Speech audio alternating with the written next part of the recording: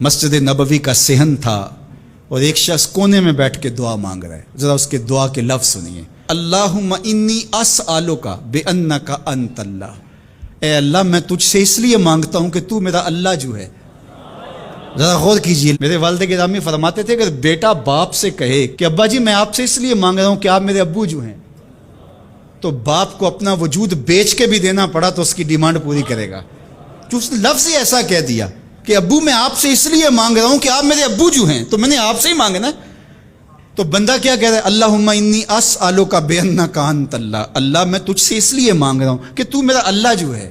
لا الہ الا انت، تیرے علاوہ کوئی ہے بھی تو نہیں. انت الاحد الصمد الذی لم یلد ولم یولد. تو ایک ہی ہے، واحد ہے، اور کوئی ہے ہی نہیں جس در پہ جاؤں. کوئی چوکھٹ نہیں ہے جہاں دامن پساروں، کوئی دہلیز ہی نہیں ہے جہاں جھولی پھیلاؤں. تو بے نیاز ہے، اور تجھے نہ کسی نے جنم دیا اور نہ تو نے کسی کو جنم دیا. مالک میں تیرے حضور دعا کر رہا ہوں. یہ وہ دعا کر رہا تھا کہ میرے حضور نے سن لی.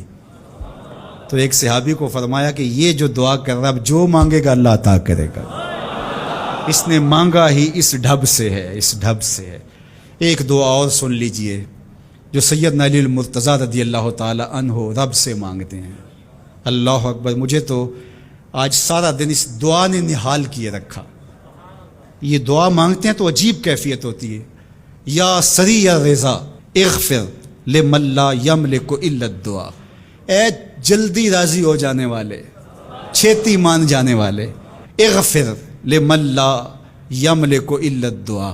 اسے معاف کر دے جس کے پاس دعا کے علاوہ سہارا ہی کوئی نہیں، جس کے پاس دعا کے علاوہ کچھ ہے ہی نہیں جو پیش کر سکے.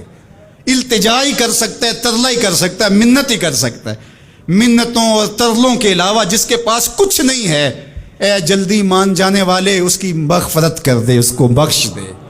اللہ اکبر. تو وہ کریم ہے، وہ کہتا ہے میرے در پہ آؤ تو صحیح، کوئی جھولی پھیلاؤ تو صحیح. ہم تو مائل بکرم ہیں، کوئی سائل ہی نہیں. راہ دکھلائیں کسے رہ رب منزل ہی نہیں. کوئی آئے تو صحیح، جھولی پھیلائے تو صحیح، کوئی طلب تو کرے. دنیا والوں سے مانگیں تو ناراض ہوتے ہیں، اللہ سے نہ مانگیں تو ناراض ہوتا ہے.